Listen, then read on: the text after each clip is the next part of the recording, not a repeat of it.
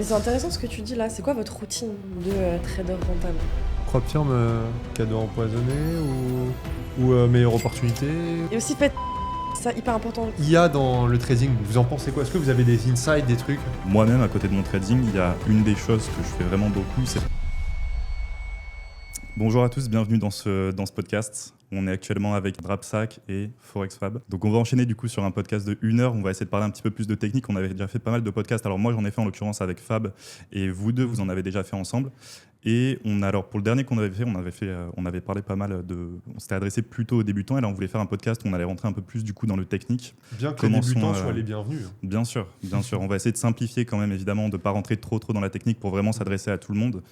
Mais on va essayer de rentrer quand même un petit peu plus dans le concret vis-à-vis du trading. On s'est prévu quelques sujets sur lesquels blablater. Je pense qu'on peut juste vite fait se présenter, très vite fait. Du coup, moi, je m'appelle Tiffaine, voilà. Ça fait 4 ans et quelques que je fais du trading, 2 ans que je suis rentable.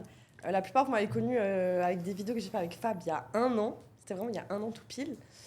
Et du coup, trader des indices, un petit peu Forex, un petit peu Gold. De mon côté, ça fait 9 ans que je suis sur les marchés. Et ça n'a pas toujours été simple, mais j'ai développé une rentabilité après 2 ans, après avoir fait beaucoup de conneries. Et puis voilà, de fil en aiguille, j'ai commencé à bien gagner ma vie, m'expatrier. Aujourd'hui, on se retrouve sur ce merveilleux podcast. Ok, moi Gal Severini, pour ceux qui ne me connaissent pas, donc trader indépendant depuis quelques années maintenant. J'ai commencé le trading quand j'étais sur la fin de mes 15 ans. Vous êtes potentiellement beaucoup pour ma commune à m'avoir connu quand je suis parti à Malte. Maintenant, on est à Dubaï. Et on se retrouve du coup tous les trois aussi. C'est marrant parce qu'on se connaissait du coup à peu près vite fait des réseaux. On s'était déjà vu à droite à gauche. Et au final, maintenant, on se retrouve tous les trois autour d'une table. On s'est déjà vu évidemment avant, mais c'est trop cool. Vraiment à pouvoir échanger et tout ça, ça va être bien. Donc le premier sujet dont on voulait parler, si je dis pas n'importe quoi, c'était déjà d'expliquer quand est-ce que nous, pour commencer par le début, d'expliquer dans un premier temps quand est-ce que nous, on a quitté nos études, quitté potentiellement notre travail, avant de se consacrer à temps plein au trading, parce que c'est une question qu'on nous pose beaucoup en DM. Je pense que je ne suis pas le seul à la recevoir vraiment beaucoup, souvent par message, de concrètement, quand est-ce que tu peux vraiment quitter tes études, quitter ton travail et vraiment te mettre à temps plein sur le trading. Ça va nous permettre d'enchaîner aussi sur comment perdurer sur le long terme. Est-ce qu'il y en a un qui veut commencer à donner des petits conseils au niveau de ce sujet? Moi, ce que j'ai à dire, c'est ne quittez pas ce que vous faites pour le trading tant que vous n'êtes pas rentable. Voilà, c'est une question qu'on nous pose tout le temps. Il y a beaucoup d'entrepreneurs, je pense, vous êtes d'accord avec moi, dans des podcasts qui vont être en mode oui, il faut se mettre dos au mur, comme ça, tu n'as pas le choix, tu travailles, etc. Et pour moi, ça ne fonctionne pas dans le trading. C'est trop contre-productif parce que, étant donné que c'est 80% de psychologie, tu vas te mettre trop la pression, tu vas être trop dans ce besoin de faire de l'argent, tu vas être plus apte à aller vers du revenge trading, vers de l'ego, vers la surconfiance et vers des biais psychologiques qui sont juste négatifs et qui te ruinent sur le long terme. Du coup, déjà, ne quittez pas votre travail pour le trading parce que les deux ne sont pas incompatibles. Je pense que vous êtes tous d'accord avec moi. Totalement. Ouais, je suis d'accord. Et toi, c'est quand que tu as quitté tes études ou toi, ça s'est passé comment? D'ailleurs, je ne sais même pas si on en a déjà parlé, mais tu travaillais quand tu as vraiment tout arrêté, que tu t'es consacré uniquement au trading? Alors, moi, quand j'ai eu mon bac, j'ai tout de suite fait de l'alternance sur mes études. J'ai 2 licences, donc j'ai fait 4 ans d'études. Et après, je devais aller en master sur du motion design, rien avec le trading. Et j'avais déjà des résultats par rapport au trading. Ça faisait 5-6 mois que j'avais des résultats qui étaient réguliers. J'avais une stratégie. Enfin, c'était pas de la chance, tu vois ce que je veux dire? Parce que tous les jours, je venais, je faisais la même chose. Tous les trades que je prenais, déjà, tu as ton journal de trading où tu répertories ce que tu fais. Donc, c'est, entre guillemets, professionnel. Tu es méthodique dans ce que tu fais. C'est pas du hasard, c'est des probabilités en soi, le trading. Et déjà, j'avais un bon billet de côté, tu vois, je n'étais pas dans ce besoin d'argent. Ça faisait quelques mois que j'avais une rentabilité qui était prouvée. J'avais mes problèmes psychologiques qui m'ont beaucoup empêché d'atteindre la rentabilité qui était réglée également. Et c'est là où je me suis dit, let's go, tu vois, faire ça à temps plein parce que c'est ce qui me plaît, c'est ce qui me fait vibrer, ça marche, je peux en vivre, donc... Ouais. Ok, bon, on va en parler dans tous les cas un peu plus en détail de... Concrètement, quand est-ce que quitter le trading par rapport aux performances surtout, parce que c'est surtout ça qu'il faut évaluer avant de commencer à penser, je pense, son travail. Ouais. Donc toi, te concernant, du coup, ça s'est passé comment? On en avait déjà parlé un petit peu dans le podcast précédent, mais si tu peux le résumer un petit peu de comment c'était passé pour toi avant que tu quittes tes études ou le travail que tu avais avant de te lancer à temps plein dans le trading. Moi, de base, j'étais en alternance et j'avais cette sécurité de revenus. J'étais chez ma mère à ce moment-là, donc au final, je me dis, qu'est-ce que ça va être le pire des cas? Je crame un capital, mais au final, il me reste toujours, entre guillemets, un toit et de quoi manger.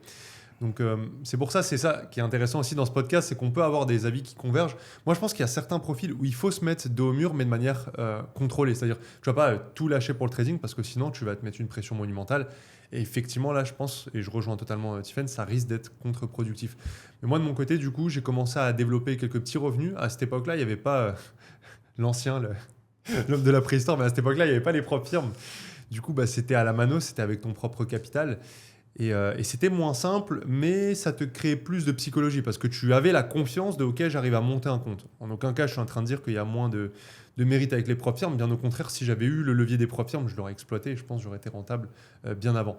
Mais du coup, pour répondre à ta question, moi, ça a été au moment où j'ai commencé à avoir un matelas de sécurité où je me dis « bon, je vais prendre mon propre appart ». Tu vois, j'habitais en Bretagne encore à ce moment-là. Combien de temps je peux vivre avec ce que j'ai de côté et ce que j'ai mis en trading ? Ok, je vais attendre d'avoir 6-8 mois approximativement où je pourrais, payer le loyer, 2, payer mes courses, assurance voiture et mettre l'essence et voilà, grosso modo, parce que j'ai pas besoin de plus et c'est tout.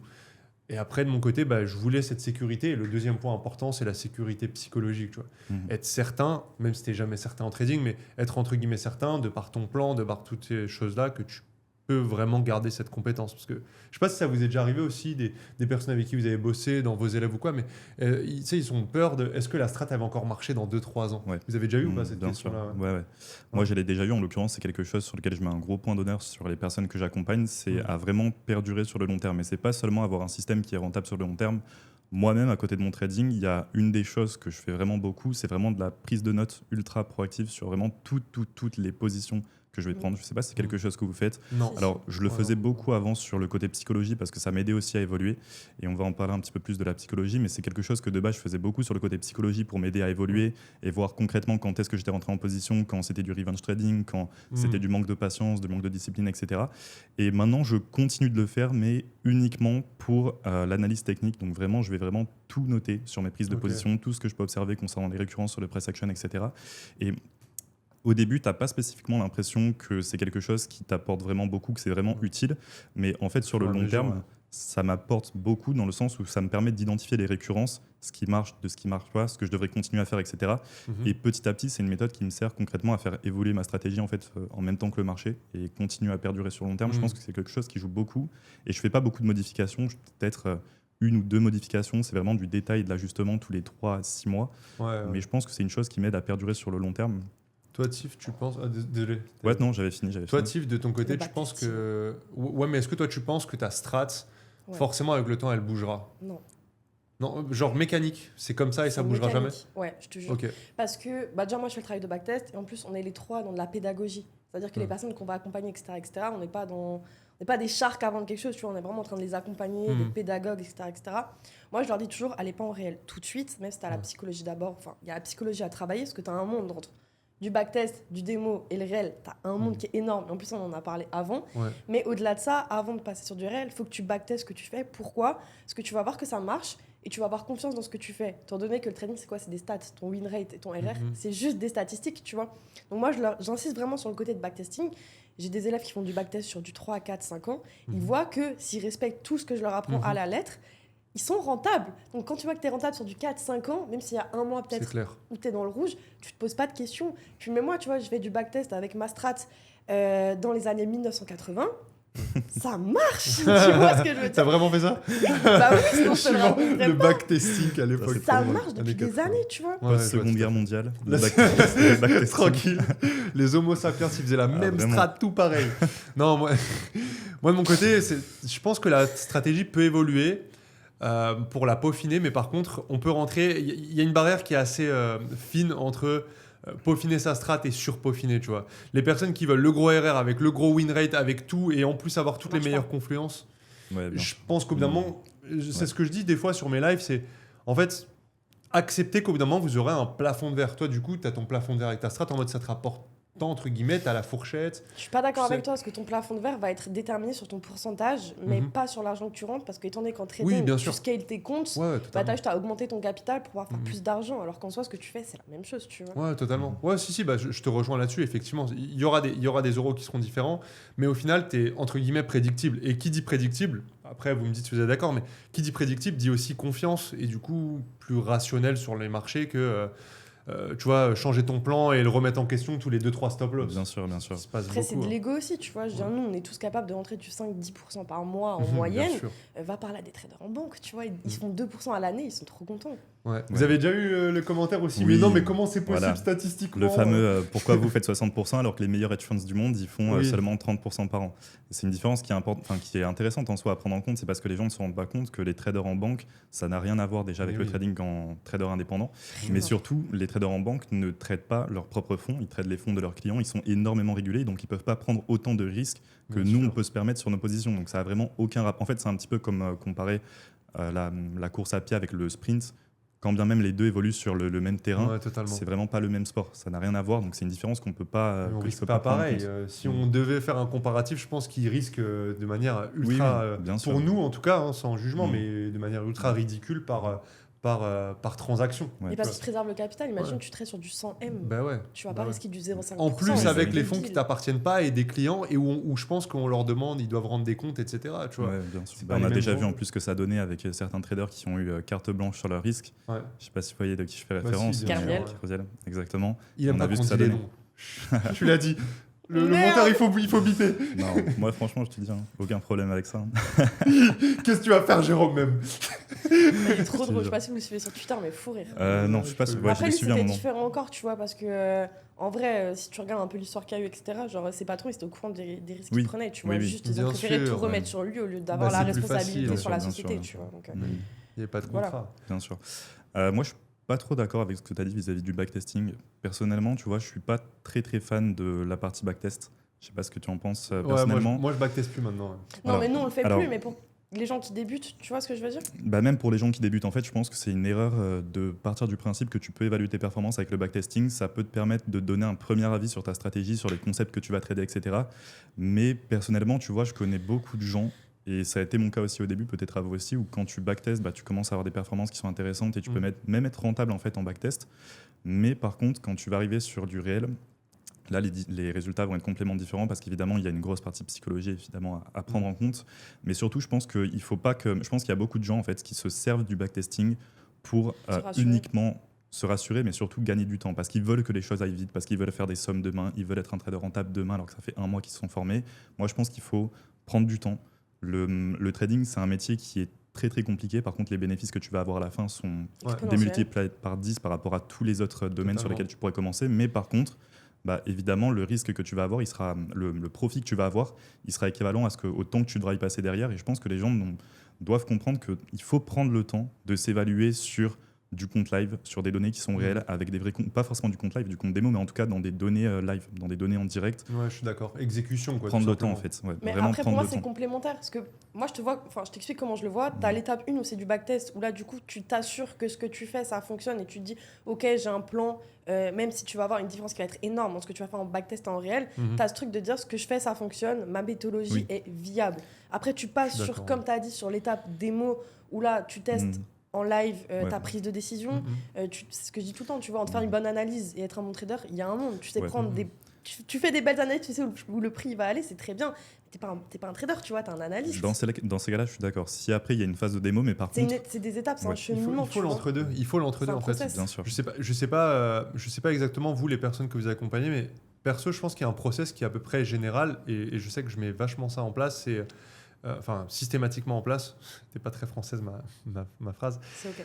En gros, au début, il y a de l'apprentissage pur. Tu sais, t'apprends les personnes qui vont aller sur différentes vidéos YouTube, différents concepts, ICT, price action, tout ce que vous voulez au final, parce que chaque stratégie peut marcher selon moi. Ils vont apprendre et ils vont assimiler beaucoup de choses. Beaucoup vont faire une petite soupe un peu de tout ce qu'ils connaissent et au final, ça va pas changer grand-chose à leur trading. Le mieux, c'est déjà filtrer ce qui fonctionne pour toi. Et c'est là où moi, je rejoins plus Steve. Tu vois, il faut le backtester. Mais tu vas pas aller forcément réel et regarder, par exemple, je dis une bêtise. Je vais prendre un truc général. Tu te dis que toutes les cassures de résistance, pour toi, c'est une confluence pour dire j'achète, par exemple. Et tu commences à le faire sur une certaine unité de temps. Bah ouais, mais il faut que tu le vois déjà dans le passé sur les 3-4 derniers mois. Donc, il faut retourner en backtest pour voir si vraiment ça fonctionne plutôt que directement aller l'exécuter. Par contre, là où je te rejoins, c'est que l'exécution, ça a beaucoup plus de valeur, tu vois. Mais dans ces cas-là, je suis d'accord. Le backtest, si après tu passes par une phase de démo, je suis 100% T'es d'accord. obligé. C'est un process. Je suis 100% d'accord. Par contre, évaluer uniquement tes performances en backtest et ensuite aller prendre ta propre firme parce que tu étais rentable avec ta stratégie en backtest, ça, je pense que c'est la pire erreur. Et il y a un autre gros problème aussi dont on a parlé rapidement en off, c'est celui de en backtesting, en fait, et c'est très inconscient, notre cerveau il reçoit le message que quoi qu'il arrive, on peut prendre en une session de backtesting, je pense on peut ouvrir quoi, 30, 40, Oui, enfin, oui. Vous connaissez l'outil FX Replay? Mais Vous voyez, ouais, forcément vous le connaissez. Au cas où. Non mais au cas où. C'est quoi TradingView MT4 non. Du coup, FX Replay, tu vois, tu peux ouvrir littéralement en une session d'1 heure, tu peux ouvrir 30, 40 trades, quoi. Et du coup, tu arrives sur les marchés en réel et tu te dis, bordel, mais attends, mais là, j'ai attendu mon setup pendant 2, 3, 4 heures. Et en fait, ton cerveau, il comprend pas. Du coup, c'est là où tu vas être beaucoup plus dans l'overtrading. Oui, parce que t'appuies sur un bouton, tes bougies, elles passent en backtest, tu vois. Alors que quand t'es en réel... Mais c'est ça qui peut te différer sur le fait que, ok, en backtest, tu défonces tout, parce que t'adores ça, t'as ta dopamine, l'adrénaline et tout, c'est génial.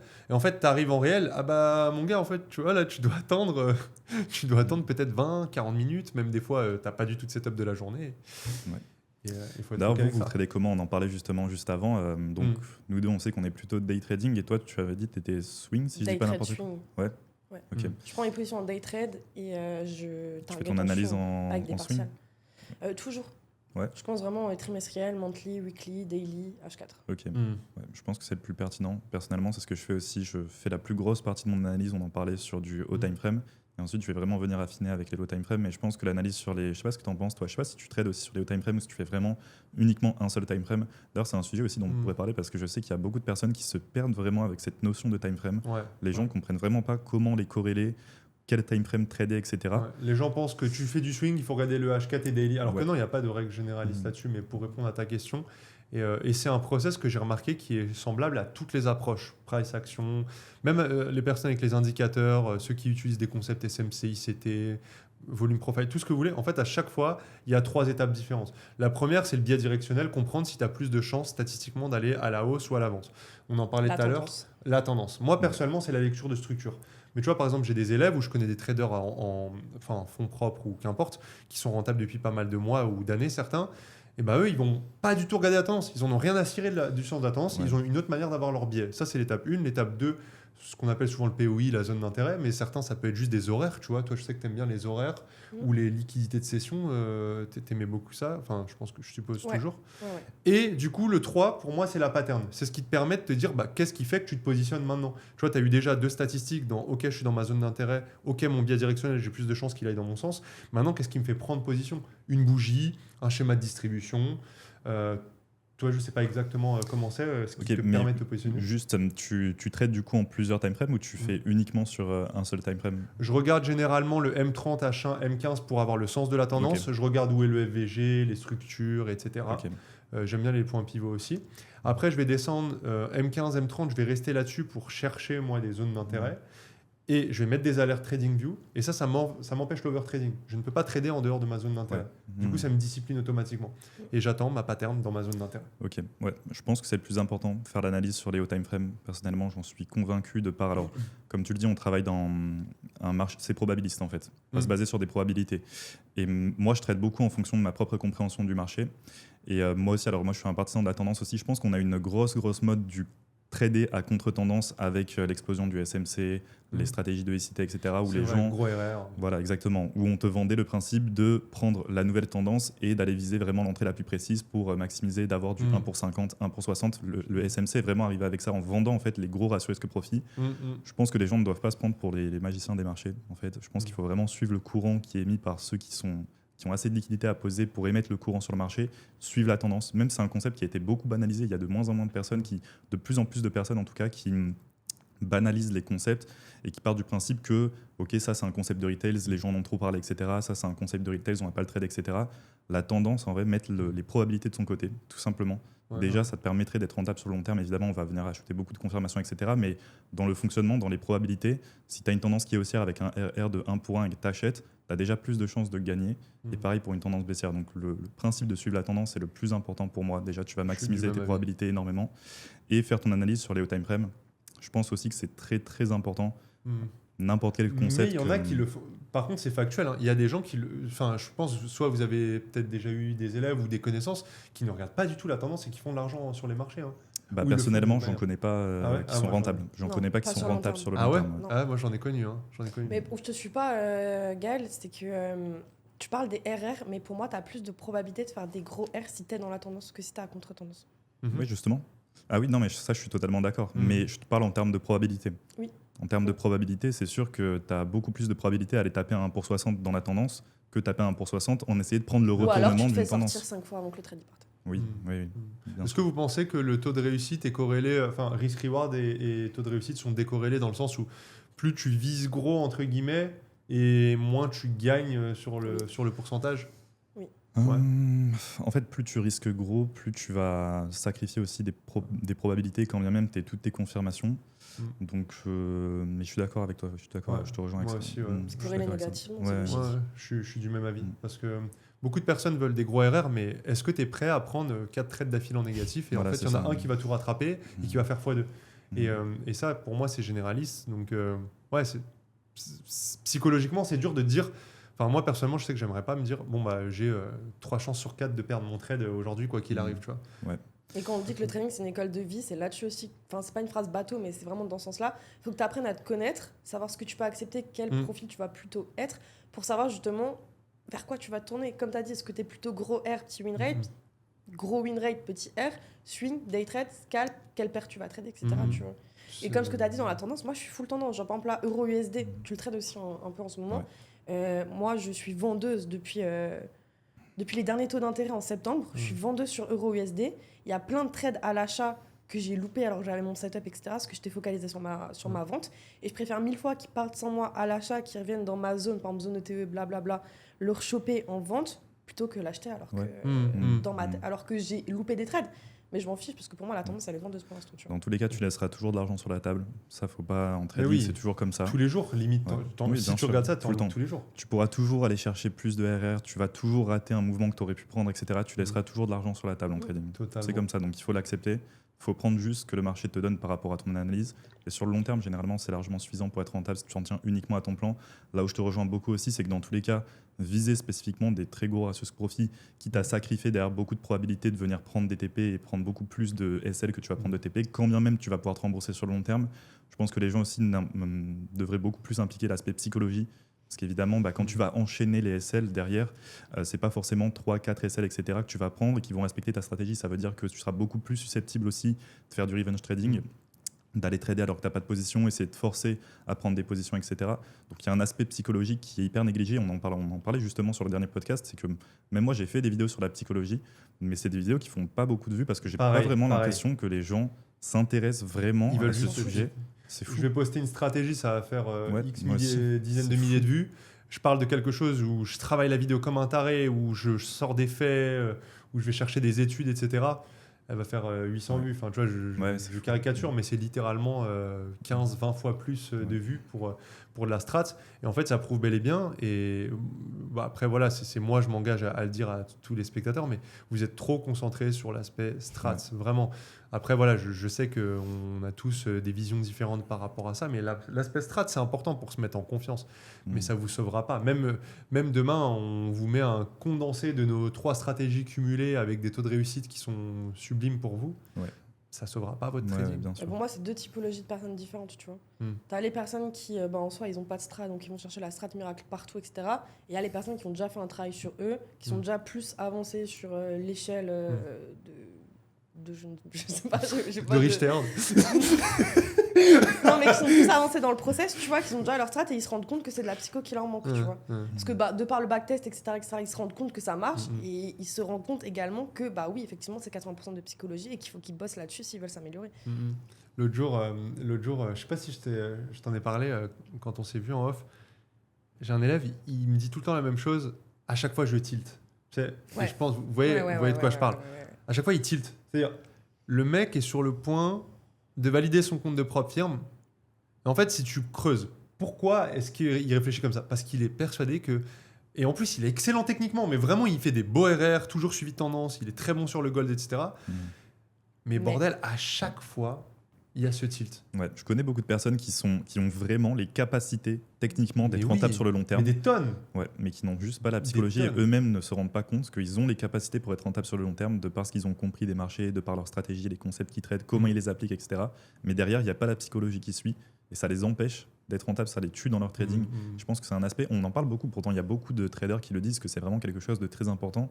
Mais je comprends pas pourquoi les gens y apportent trop peu d'intérêt. Je pense que c'est ennuyant en fait. Même dans les fonds, tu as des psychologues. Dans les gros fonds d'investissement pour les traders et tout, tu as des psychologues qui servent que à ça. Mais c'est parce qu'ils veulent l'adrénaline. Et je pense même que, après voilà, je vais pas débattre sur ça, mais la génération d'aujourd'hui, c'est empire. Ils sont matrixés par les lambeaux, les grosses montres. Et même sans parler que de ça, juste les formats rapides. En fait, même si tu as envie d'attendre, etc., le format rapide, il est top, on en fait tous les 3. Mais c'est pour vous réorienter sur des contenus comme celui-ci qui vous font comprendre justement qu'est-ce que c'est que le vrai trading. Et c'est ça qui est intéressant. Parce qu'au final, le format short, mais toute la journée, on lui donne ça. Et puis on arrive sur les marchés. En fait, inconsciemment, on veut encore notre dopamine. On recherche la même chose. C'est pire. Et même nous, on le voit en vrai, quand t'es dans un trade, il range pendant 2 heures, ça te fait aussi chier. Mais bien sûr, on n'est pas déçus mais c'est pour ça que c'est sympa. Je trouve que c'est une bonne opportunité, on en parlait justement. Je trouve que c'est aussi une bonne opportunité que le trading soit un métier qui te laisse vraiment beaucoup de temps à côté parce que certes, c'est un métier qui va très rapidement devenir ennuyant quand tu vas justement arrêter de voir tout cet aspect adrénaline, prise de risque sur tes positions, excitement, etc. quand tu vas venir te placer. Et il y a beaucoup de gens qui le voient comme un point négatif, le fait que ça va devenir ennuyant. Au contraire, je pense que déjà, c'est un bon premier indice qui te montre que tu commences à être rentable sur le long terme et que tu fais les choses dans le bon sens. Et quand tu commences à plus le ressentir comme si tu allais au casino, finalement, plus d'excitation, etc. Ils disent que non, mais en final, leurs actes prouvent le contraire. Moi, je pense que c'est une bonne opportunité. Si je faisais que du trading, je me ferais chier. Mon trading, il est ennuyant. Mais justement, je pense que c'est une très bonne opportunité dans le sens où ça te laisse aussi beaucoup de temps à côté pour vraiment appliquer sur les marchés ce que tu dois appliquer. Et après, quand tu sais que tu vas pas avoir une grosse session, quand tu sais que tu vas pas avoir de setup, etc., ça te laisse le temps de faire tout ce que tu veux. Tu vois, tu vas pouvoir faire du sport à côté, tu vas pouvoir tourner des vidéos, tu vas pouvoir faire des contents. Actuellement, on est en podcast. On peut faire un peu ce qu'on veut à côté. Et il a un trade de RR 1 sur 20, 1 pour 20 sur le gold actuellement. Non, moi je coupe avant les week-ends. Je coupe toutes mes positions avant le week-end.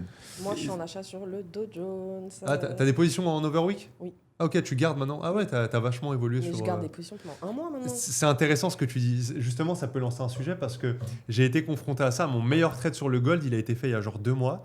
Et en fait, j'ai passé un RR, mais de fou. En tout cas, moi, dans mes stats, c'est vraiment un RR de fou.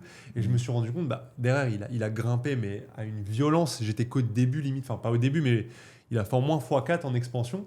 Et des fois, il y a des personnes qui me disent, mais pourquoi tu n'as pas de TP ? Mais parce que j'ai un TP open. En fait, au final, et je pense, du coup, c'est ce que tu appliques aussi, ton TP, il peut être open. Au final, il n'y a pas de limite. Quelle est la limite rationnelle derrière ? S'il n'y a pas de niveau technique qui dit ça va... Je suis d'accord avec toi. Moi, en l'occurrence, c'est exactement pour ça que je préfère couper mes positions le week-end. C'est parce qu'il se passe quand même des choses dans le week-end. C'est pour ça qu'on a des gaps, généralement, entre l'ouverture du marché sur la fin de semaine et le début de semaine. Il se passe quand même des choses le week-end. Les bourses ne sont pas totalement fermées, surtout sur le marché des devises, sur le gold aussi, etc.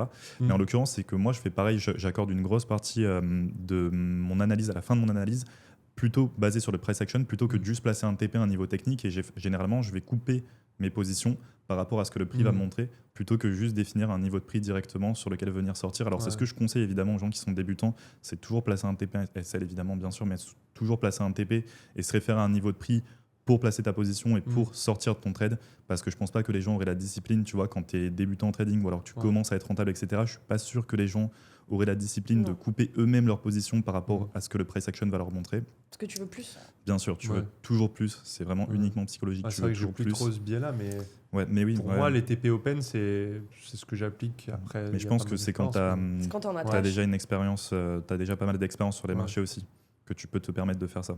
Au moins avoir un niveau dans lequel tu t'engages où tu dis là je vais sortir la moitié, tu vois.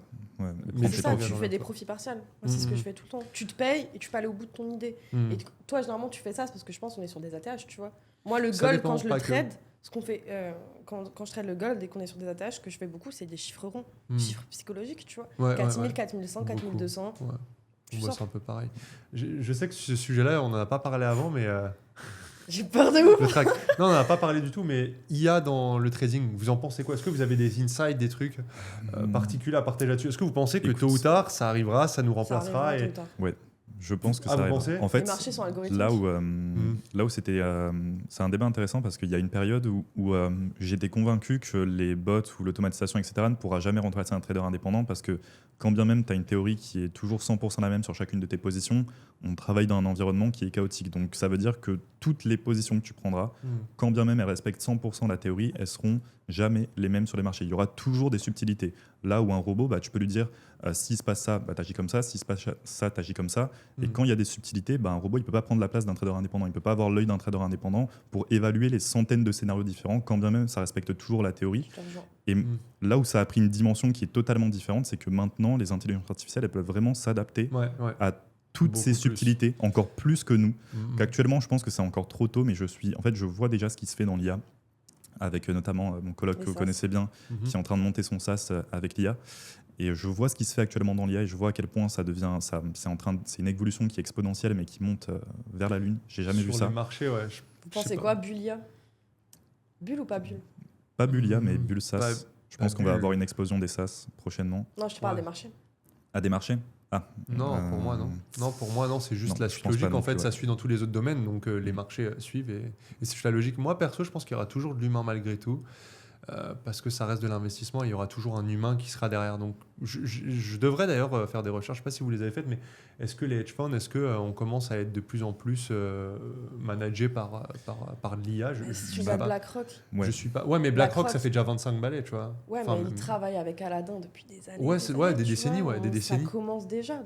Mais eux, ils ont été visionnaires parce qu'ils savaient déjà qu'il fallait un algo, enfin, je sais pas si on dit adaptogène, mais qui s'adapte totalement. Ouais, c'est ça. Donc en soi, je me dis, ils ont juste eu la vision avant, mais du coup, ça va être quoi ? Ça va être une guerre que d'IA et ça sera eux qui auront...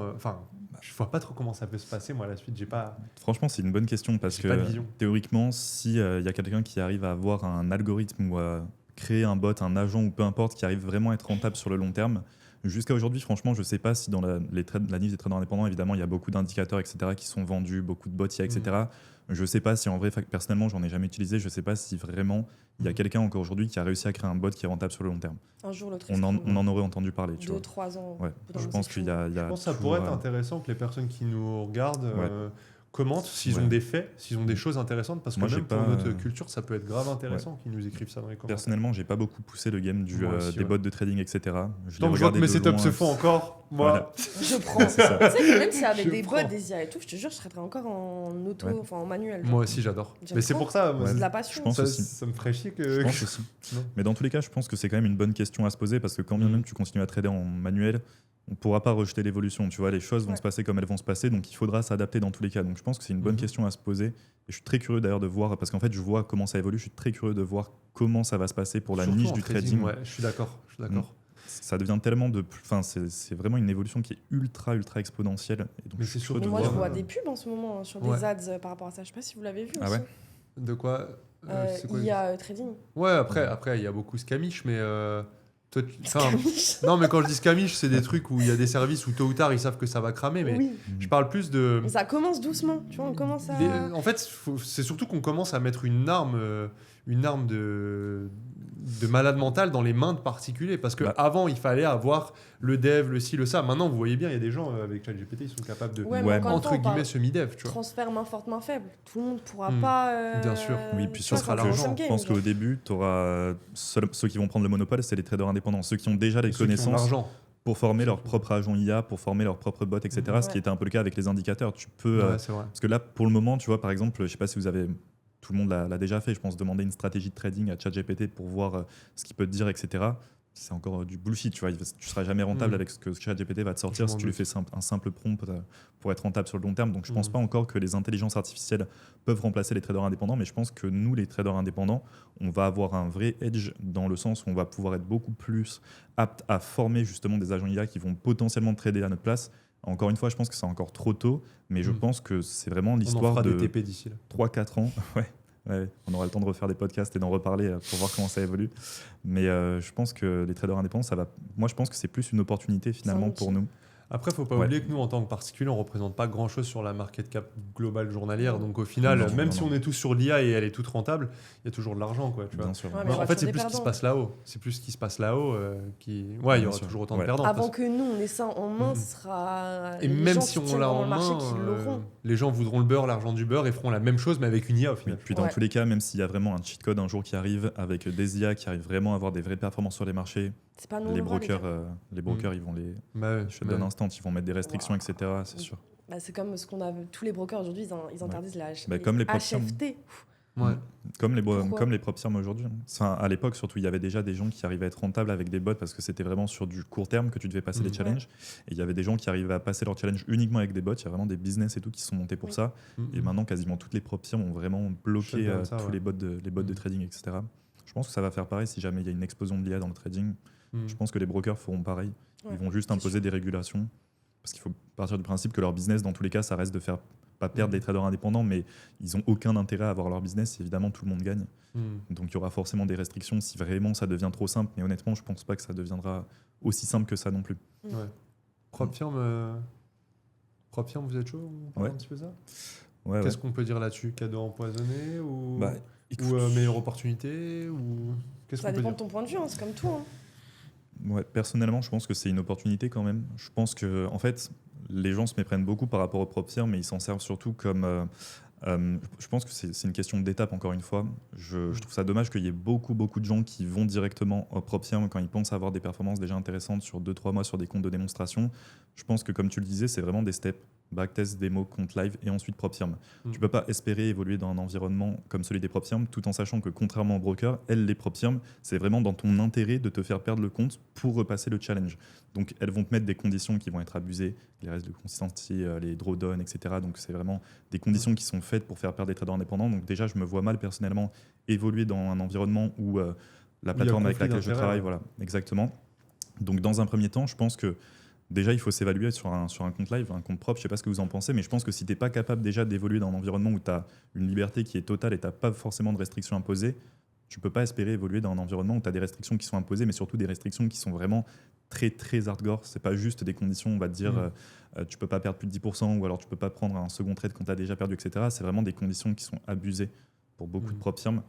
Je pense que Mais ça dans un attire premier parce temps. que le coût du test il coûte 30 Bah, balles. bien sûr. Tu vois, l'autre jour, j'ai un mec, Bien il me sûr. fait ouais, mais le. Je dis ouais, mais. Surtout là, Les le- prop le- firmes le bancales, respecte. c'est qui te payent pas. Hmm. Bah, le Regarde Graal, tous les prop surtout. firmes qui pop en ce moment, t'en as de partout. C'est de la Mhm. merde. Je veux dire, au bout d'un moment, voilà, tu vois. Mais FTMO, parce qu'ils jouent. branchez-vous Ouais, je te FTMO. jure. Ah oui. C'est la valeur sûre, même si, d'accord, c'est J'ai pas les jamais meilleurs changé de plans. Oui, Mm. c'est cher, oui. Oui, c'est pas les meilleurs plans, mais c'est Oui, des ils valeurs se sûres. gaffent sur Ils le sont spread. vraiment beaucoup plus chers que les autres parce que je Non, connais pas non, vraiment. Ils sont pas vraiment plus chers que les autres en plus, tu vois, mais tu as toujours des meilleurs deals où tu vas pouvoir payer 200 € de moins pour avoir 200 000 € de capital de plus, tu vois, Mais des ouais. trucs comme ça. Mais ils voient pas que derrière ils sont dans une prison dorée parce qu'au final, même quand ils auront leur compte, l'autre jour on m'a dit ouais, profit split 50%. Je dis bah super, Waouh. t'as payé. Je dis super, t'as payé 50 € ton 50K, mais et en plus je dois réaliser un nombre de jours en profit, je sais pas quoi. Ouais, Et c'est je la règle je de critique pas cohérence. hein, parce que cette personne-là, je l'ai félicité, etc. Mais je trouve que là, pour le coup, c'est vraiment psychologiquement, tout a été minutieusement réfléchi Faut que tu pour te fasses mec. niquer. Mais oui, bien sûr. Il faut que tu partes le plus rapidement possible et que tu me rachètes encore 4 comptes. Et le pire, je pense, c'est. Je sais pas si vous êtes d'accord avec ma théorie, mais je pense que limite, il y a plus de gens qui traitent depuis les prop firms parce que l'argument marketing est beaucoup plus important. Ouais. Avant, c'est. Attends, je mets mon 500 balles, il y a moyen que je fasse un petit flip x4, x10, tu vois, et je sorte de là et je prends mon petit braquage. Maintenant, c'est. Mec, tu passes ce test-là, et encore certains font en une phase, et tu as accès à ça, ça t'appartient. 50, 100K. Ouais. Oui, mais surtout, t'as que 10% de marge, tu vois. Moi, de base, j'ai commencé en prop firme. Là, ça fait pas longtemps, je suis en fonds propres. Déjà, pour moi, la prop firme, ce qui va être cool, c'est que vu que tu as des règles, par exemple, chez FTMO, en fait, c'est pas abusé leurs règles, tu vois, c'est du 5-10% de drawdown, genre ça va. Ça t'apporte c'est une bien. certaine rigueur dans ton trading. Après, moi, je suis passée en fonds propres, mais du coup, aujourd'hui, vu que sur des prop firmes, je vais risquer du 0,5%, sur du fonds propre, je risque plus du 3%, limite, je risque plus en fonds propres qu'en prop firme. Et tu te vois évoluer sur le long terme en prop firm ou tu t'en sers plutôt d'un levier comme C'est du quelque levier, chose qui va te De toute façon, permettre un de jour ou grossir l'autre, ton ça va capital? disparaître, les prop firmes, c'est pas Ah, éternel. tu je vois. pense pas, hein, ils sont valorisés à 1 milliard, FTMO, etc. Ils font Ouais. trop d'argent pour Je arrêter. sais pas hein. si ça va disparaître, il y aura peut-être des pas régulations, éternel. etc. Franchement, je sais pas. Après, scaler je un pense compte que c'est sur le plus long terme, etc., ça, j'y crois pas personnellement. Tu vois, les mecs qui vont tenir leur compte sur 1 an, 2 ans, etc. Personnellement, j'ai du mal à y croire personnellement sur les Mais du prop coup, il se firms. passe quoi? Parce que je suis pas assez renseigné. Moi, personnellement, je sais que même quand j'étais sous prop firm, je gardais jamais un compte plus de 3-4 mois. Maintenant, je suis en fonds propres depuis pas mal de temps, mais comment ils arrivent à perdre leur compte, par exemple, sur FTMO? Parce que les règles, elles sont pas strictes. Donc, c'est-à-dire comment ils font quand tu es rentable, quand tu as un compte à, je sais pas, 200K. Mais c'est-à-dire que tôt ou tard, ils tiltent. Enfin, je comprends Non, pas. t'as eu déjà des histoires. Moi, je connais des traders en l'occurrence qui sont blacklistés par toutes les prop firms. Ils peuvent plus s'inscrire sur les prop firms. Je sais pas si vous avez les noms en tête de qui je parle. Moi, je sais qu'il y a des gars, ils sont blacklistés des prop firms de chez FTMO, etc. Alors, généralement, ça commence par les plus grosses et puis les noms ils tournent et ensuite c'est blacklisté de toutes les prop firms. Parce qu'ils étaient Parce qu'ils ont des trop bonnes performances. Parce qu'ils ont des trop bonnes performances. C'est une minorité après. Ouais, c'est une minorité. Et puis FTMO, je veux dire, regardez le leaderboard journalier, le nombre d'argent qu'ils reversent. Mais regarde le CA qu'ils font. Mais bien sûr. Mais ils font trop d'argent. Bien sûr. Ils peuvent te payer, mais ils peuvent nous payer, nous trois ici peuvent nous payer 200K par mois. Ça ne changera pas de ouf leur trésor. Ouais. Pour répondre à la question, je pense que les prop firms, c'est vraiment un énorme levier, surtout. Plus un outil. Exactement. Je pense qu'il faut surtout s'en servir comme levier plutôt qu'espérer vraiment vivre du trading uniquement avec les prop firms. Je ne sais pas si vous connaissez des traders indépendants qui vivent que grâce aux prop firms. Ouais, j'en connais aussi. Depuis longtemps. C'était une question piège. Maximum 8 mois. Totalement. Maximum. Ok. Ouais, j'ai un an et quelques. Après, moi, de base, j'ai commencé avec les PF, tu vois. Genre. Ouais, c'est vrai. Mais c'est ça qui m'a fait vivre pendant un bon moment, tu vois. Et encore là maintenant, genre. Et puis, ouais, quand tu fais un payout, tu vois, c'est pas rien, quoi. Des fois, tu peux faire des payouts avec des 200K. Je veux dire, aller chercher ton 5-6%, fais ta base de calcul. Faut pas être trop gourmand après, tu vois. Je veux dire, tu peux bien vivre, hein. On va pas se mentir, hein. Tu peux très bien vivre aussi. Oui, tu peux quand même faire des sommes intéressantes. Après, c'est juste que c'est vrai que maintenant, je réfléchis plus trop dans l'aspect de faire 2000 € par mois, etc. Mais c'est vrai que quand déjà tu as ton propre business, tu n'as pas encore de business, etc., tu n'as pas fait encore des sommes de fou dans ta vie, ne serait-ce que 2000 € avec le trading, c'est une folie déjà. Et les gens, ils cherchent pas plus. Hein. Ouais, c'est vrai. Je réfléchis pas trop de cette manière. Ouais, après ils verront, je pense qu'ils verront potentiellement plus haut en fonction du mode de vie qu'ils veulent obtenir. Ouais. Mais en réalité, ce premier payout, perso, je le vois souvent comme ça. Les gens que je connais ou même moi-même, je me prends dans le lot. Ça a été un déclic, tu vois. Le premier payout en prop firm, généralement, on s'en rappelle tous, tu vois. C'est possible. Genre. C'est réel. Surtout, je peux te dire, le temps de traitement et quand tu le reçois sur ton compte bancaire et là, tu vois la notif. Ça, c'est un truc que j'aime aussi avec les prop firms, c'est que ça ne devient réel que quand tu gagnes. C'est-à-dire que tout l'argent que tu fais, qu'en fait, quand tu as 500 000 € de capital, tu peux perdre tes positions, etc. Si tu scales ton compte et tu perds 4 000 €, tu ne seras pas redevable de 4 000 €. C'est comme si c'était de l'argent fictif en démonstration. Par contre, les gains que tu vas faire, eux, ils sont réels. C'est la seule chose qui est réelle, c'est vraiment les gains que tu vas faire. Ça, je trouve ça hyper intéressant de le comprendre, ne serait-ce que psychologiquement, pour te rassurer, parce que quand tu vas prendre des pertes, ce n'est pas une finalité non plus. Mais par contre, là où ça devient vraiment intéressant, c'est que si tu perds 4 000 €, tu vois, tu prends deux SL de 2 000 €, tu es en perte de 4 000 €. Factuellement, tu as perdu 4 000 €, mais ça reste de l'argent fictif. Mais par contre, quand tu vas faire un gain de 4 000 €, théoriquement, sur un compte propre, tu as break-even, mais dans le fonctionnement des prop firms, les 4 000 €, eux, c'est vraiment des 4 000 € que tu peux retirer. Donc, ça ne devient réel qu'à partir du moment où tu gagnes. Ça, je trouve ça vraiment très, très intéressant pour le coup, de le comprendre, ne serait-ce que psychologiquement. Parce qu'il y a beaucoup de gens, évidemment, on en parlait justement dans le dernier podcast, qui prennent des comptes directement, des très gros comptes. Je pense que quand tu arrives à un capital de 500 000 €... c'est leur salaire x3 et... Ils s'étonnent pourquoi oui, mais c'est normal et il faut commencer. Ouais. L'avantage quand tu commences sur un compte live comme on a fait, tu vois, quand il n'y avait pas les prop firms, c'est que tu scales petit à petit, comme on disait, et puis tu t'habitues déjà à voir les sommes monter, à retirer des sommes, etc. Mais quand tu arrives directement avec un capital de 500 000 €, alors que tu n'as jamais tradé avec un compte à 10 000 €, après, quand vous avez commencé le trading, il y avait déjà des prop firms, mais FTMO, ils sont là depuis 2015, les gars. Moi, c'était pas connu. Aux US, peut-être. Mais peut-être qu'aux US, c'était connu. Je crois que c'était même avant. Même aux US, je te jure, personne ne savait ce que c'était qu'FTMO. Ouais, mais ça existait déjà. C'était pas répondu. Mais il n'y avait pas les prop firms, moi. Et même FTMO, les Américains, ils peuvent pas ouvrir de compte là-bas. Même demain, on va aux States, tu n'as pas le droit de trader sur ton compte. Oui, mais c'est peut-être que maintenant, il y a des choses qui sont en train de se lancer, qu'on n'entend pas beaucoup parler. Tu vois, on parlait de ce qu'ils lancent là avec les paris sportifs et le trading, etc. On n'entend pas beaucoup parler. Si ça se trouve, dans 2 ans, ça sera la norme et tout le monde le fera. Je te jure que moi, jamais de la vie, tout le monde était en fonds propres. Il y avait pas, personne ne savait ce que c'était qu'une prop firm. Personne ne parlait des prop firms, mais vraiment personne. Ça existait, mais c'était pas répondu. Moi, je pense que ce n'était même pas encore autorisé en France potentiellement. Qui sait, peut-être que FTMO ils jouent sur cette carte-là et en fait ils ont ouvert quelque chose, leur société officiellement à ce moment-là, qui était un autre service, et du coup ils jouent sur on est là, on est dans le game depuis. Mais moi j'ai pas fait mes recherches que réellement il y avait un site FTMO avec un achat de compte possible à ce moment-là, hein, tu vois. Mais la variation, elle est intéressante, la variation, parce que pour tester quelqu'un, dans vos prochains élèves ou quoi, si vous voulez un petit tips comme ça, ouais, moi je vais passer un 100K. Non, tu vas aller sur un 10. Bah pourquoi ? Bah tu vas aller sur un 10. Pourquoi tu vas aller sur un 100 ? Bah parce que il va pas te le dire. On sait tous. Bah parce que le payout à 4%, ça fait 2 fois mon salaire. Bah déjà là, la statistique qu'ils perdent, elle est monumentale. Ou alors, sinon, tu lui dis, du coup, tu comptes aller avec du combien en pourcentage de risque ? 1%. Ok, pourquoi ? Bah parce que c'est comme ça que je fais en démo et tout. Ok, et si je te dis que c'est trop, t'es prêt à aller sur du 0,5 ? Bah pourquoi ?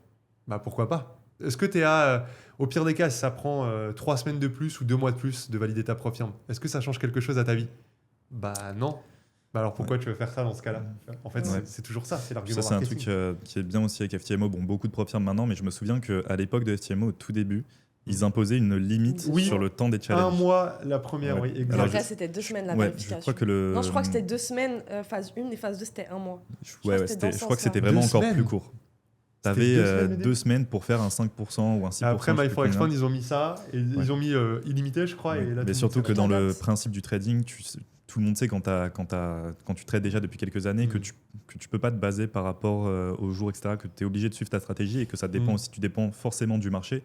Donc évidemment, c'est pas réaliste déjà de se fixer un objectif en temps, jamais en trading. Donc ils l'ont vite enlevé. Mais déjà, toutes les propres firmes qui ont des limites en termes de temps sur les challenges, Fuyez. déjà, fuyez. Ça existe encore, ça ? Partez. Je sais même pas Je si ça pense, existe. Je pense pas que ça existe. Honnêtement, Non, je sais ça pas. existe plus, Je ça pense. Non. Mais pourquoi ils devraient venir chez toi ? T'es pas connu, en plus t'as cette limite-là que personne n'a. Aujourd'hui, si par derrière, contre, ce qu'ils font beaucoup, c'est la règle de cohérence. Parce que les gens ne font pas Oui, en fonction tout le des temps. règles. Les gens, ils font pas en fonction des règles. La majorité des gens, ils font en fonction du prix du challenge et de combien ils vont être financés. Ils s'en foutent. Hein. Je pense qu'il y en a beaucoup, c'est en mode all-in, tu vois, ça me coûte que 50 balles, j'en prends 3, il y en a un des 3 qui passe, tu vois. Je pense qu'il y en a beaucoup, même des traders sur les réseaux qui font ça. Mais aussi, je pense, vous êtes d'accord avec moi, premier payout, même si tu es sur un 100K, je sais pas, tu fais 500 balles, je te jure, tu t'arrêtes à 500 balles, tu prends ton premier payout, tu prends ton remboursement de compte et après tu scales. Si on a plein, ils pensent premier payout, je vais faire 10% et tout. Non, pas du tout. C'est ça, mais en plus, il faut le voir vraiment comme un levier. Tu prends vraiment ce que le compte a donné. Il faut pas s'attacher émotionnellement à son compte ou essayer de prospérer sur le long terme. Vraiment, tu prends ce que ton compte a donné et ensuite tu passes à la suite. Voilà, conscientiser qu'un payout, ça changera pas votre vie dans tous les cas. C'est pas un payout, c'est un levier, encore une fois. Vas-y, montre-moi que tu sais le faire sur 3, 6 mois, 8 mois. Là, je te dis, là, tu commences à changer de vie. Tu commences à avoir d'autres perspectives. Mais tu vois, un payout, même si tu fais 15 cas de payout, 15 000 euros dans une vie, enfin, c'est pas arrogant, mais c'est juste, ça change pas ta vie. Même 30 000, oui, c'est un levier, mais ça va pas changer toute ta vie d'avoir 15, 20, 30 000 euros de payout. Par contre, la compétence et le faire, peut-être pas tous les mois, mais très régulièrement en tout cas, là, par contre, ça change tout. Mais c'est intéressant ce que tu dis là. C'est quoi votre routine de trader rentable ? Je pense que j'ai beaucoup cette question aussi. Je pense que ça intéresse les gens. On va répondre à la question juste. Il nous reste 5 minutes, c'est passé en un éclair. Wow. Il est venu avec les 5 minutes, c'est passé en un éclair. Non. Donc, je propose qu'on termine sur ce sujet. Et puis ensuite, on se refera potentiellement en fonction des avis, des retours en commentaire, etc. Bombarder vraiment en commentaire pour savoir si on se refait un podcast ou si on refait une vidéo sur le technique, etc. On va sur les graphiques, etc. On peut faire d'autres modèles, pas seulement du podcast. C'est trop cool. Ouais. Donner des idées. Franchement, ce serait trop bien. Ok, donc du coup, routine, on termine sur ça. Ouais, carrément. Vas-y, petit Sven, je te laisse. Maintenant, c'est moi je pose la question, donc allez-y, les Vas-y. Alors, personnellement, routine, elle est assez simple. Généralement, je vais toujours commencer par mon analyse sur les all-time. Bon, alors, je vais essayer de pas trop rentrer dans les détails parce qu'évidemment, il y a beaucoup de subtilités, etc. Mais généralement, très rapidement, personnellement, je vais savoir si c'est un truc que j'aime bien avec ma stratégie, c'est que très rapidement, je vais savoir si je vais avoir des setups à trader sur la journée, etc. Donc en fait, les matins, généralement, je vais faire mon analyse directement sur les all time frames, sur toutes les paires que je vais trader. Moi, personnellement, on voulait en parler d'ailleurs, on n'a pas eu le temps d'en parler. Moi, personnellement, je vais trader une vingtaine de paires mineures. Les paires majeures sur le Forex, c'est principalement aussi le marché du gold. Et généralement, je vais faire une analyse sur les all time frames dans un premier temps et très rapidement, je vais savoir si je vais avoir des setups sur ma journée, etc. Le premier step, ça va être de placer mes alertes, si jamais j'ai des setups et tout ça. Et ensuite, je fais uniquement en fonction des alertes, mais à côté, voilà, je vais faire n'importe quoi, du sport, sortir voir des gens, etc. Et ensuite, je fais en fonction de mes alertes. Mais j'ai une routine, en fait, ce qui est important pour moi, c'est de ne pas y passer trop de temps non plus, parce que très rapidement, psychologiquement, ça te fait vriller de rester H24 sur les graphiques. Et POV, il se lève à 14h. On est samedi et il y a une raison. Et puis bon, t'es pas très bien placé aussi pour parler. Hein. Ouh, ça à tire faire Alissa, mais hier Ouais. soir on est sortis ensemble, donc enfin sortis ensemble, on est partis en soirée ensemble, donc forcément le lever était dur. Enfin bref, vous Sympa conseille. la routine, moi, quand même. moi, c'est bain glacé, après méditation, je mets des encens tout autour de moi en rond. Tu mets les jambes croisées comme ça. Exactement. Méditation. Non, plus sérieusement, déjà, moi, je vois ça comme... attention, certains vont faire « Waouh, Le mais qu'est-ce gourou. qu'il raconte ?» Mais moi, je vois ça comme un jeu, c'est-à-dire deviner ce qui va se passer sur la session New York. Je traite principalement New York et pré-New York aussi. J'ai pas de souci avec ça. Donc, pareil, je vais analyser mon biais directionnel. Je vais essayer de comprendre via la structure là où j'ai le plus de statistiques d'aller. Je regarde là où sont les liquidités. J'épargne les détails, on pourrait le faire sur une vidéo technique. Et je vais mettre, tout comme Gaël, je vais placer mes zones d'intérêt. Je vais mettre des alertes dessus. Par contre, moi, je vais revenir dessus parce que les zones d'intérêt peuvent évoluer en fonction de la session. Donc, je vais quand même jeter un œil. Ça me fait passer au moins 1 heure et demie par jour. Mais je suis complètement OK avec ça et j'ai envie de dire que ce qu'il y a à gagner derrière, c'est intéressant. Et t'as les lives aussi. Et du coup, je live trade quasiment tous les jours, du lundi au vendredi généralement. Donc, je montre un petit peu tout ça, quoi. Mais bon, après, on n'est pas là pour une promo. Mais voilà, grosso modo, ce que je fais. Et puis, j'attends la réaction dans ma zone. Réaction, sans réaction, je ne me positionne pas. Je calcule toujours mon risque en amont. En fait, si vous voulez, je mets l'outil achat ou vente en fonction du sens dans lequel je vais. Je calcule mon risque. Je mets ma taille de lot collée. Comme ça, moi, je sais déjà, j'ai pas de... Enfin, il n'y a rien qui intervient, quoi. J'ai juste à me positionner. Et voilà. Et s'il y a la réaction, je prends, tout simplement. Je m'engage à, OK, je sécuriserai à ce niveau-là. Du coup, le fait de le faire en live, c'est que je m'engage envers tout le monde, en fait. C'est ça la puissance des lives. Ouais. Je vous ai dit que je fais ça. Si je le fais pas, c'est que je suis un trader qui est pas discipliné, en fait, devant des centaines de personnes. Ça t'emmène de la rigueur. Ouais, très puissant. C'est une bonne pression. Ouais, j'aime bien cette pression. Ça marcherait pas avec tout le monde, hein. Par exemple, là, il y en a un, je vais taire le nom, mais j'ai eu un écho l'autre jour, un mec qui était avant nous dans le game trading, etc., et qui montrait tout. Et j'ai entendu dire que là, en live, il fait une année éclatée. Ça arrive après. Et il fait tout, mais il fait tout en public. Et en fait, au moins, il est transparent. Non, mais de base, il est excellent, en fait. Et là, à ce qui paraît, ça fait genre 1 an et demi. Une année, c'est quand même assez long, tu vois. Ouais. Une année. J'attends que le caméraman appuie sur off, je vous dis c'est qui. En off. Ok. Et te concernant, du coup. Moi, ça va être un peu plus dans le cliché, genre douche froide et tout, mais je prends pas de douche froide. Je déteste ça. Mais non, moi, tu vois, le matin, c'est full dev perso. Genre, j'ai besoin d'être au clair dans ma tête pour être au clair dans le reste, tu vois. Genre, pas de téléphone, des trucs pour lesquels t'es reconnaissant, etc., etc. T'inquiète, vas-y, t'inquiète. Ensuite, du coup, tout ce qui est... attends, je suis stressée. Ouais, du coup, le matin, full dev perso, en mode écrire. J'ai un livre aussi avec des méditations quotidiennes et tout que je lis, tu vois, pour être vraiment au clair dans ma tête. Après, c'est comme vous, tu vois, HTF. Je mets mes zones d'intérêt, mes POI. Je mets mes alertes dessus. On est 3. Tu dis ça comme c'est banal, mais on est 3 avant la même méthodologie. Mais oui, mais posez-vous les bonnes en questions. vrai, C'est pas pour rien, tu vois. Je pense qu'il y a beaucoup de choses aussi à dire sur ce sujet. Personnellement, je pourrais vous faire une vidéo d'1 heure sur ma routine. Il y a beaucoup de subtilités aussi, etc. Mais j'ai beaucoup de choses à dire par rapport à ça. Donc malheureusement, on va pas avoir le temps de trop développer sur les sujets. On avait dit 1 heure. Et aussi, faites une checklist, ça hyper important. Mon plan trading, je le mets sous forme de checklist. Je coche tous les points. Il y a un point qui n'est pas coché, je ferme mon graphe. J'aime bien la métaphore de l'avion qui décolle. Tu vois. L'avion qui décolle, ils ont une checklist avec double check, tac, tac, tac, et tu dois tout cocher avant de prendre la position. Ouais, totalement. Et écoute, je pense qu'on va pouvoir terminer ici. Surtout bombarder les commentaires, les likes, parce que les prochains contenus qu'on fera ensemble ne dépendront que de vos retours. Exactement. Donc vraiment spammez les commentaires, dites-nous ce que vous en avez pensé et dites-nous sur quel sujet vous aimeriez qu'on parle pour les prochaines vidéos, s'il y a des sujets que vous aimeriez qu'on développe ou peu importe. Donc on vous laisse ici et puis on se retrouve potentiellement du coup dans la prochaine vidéo. Ciao. Et on laissera tous nos contacts dans la description, nos 3 contacts.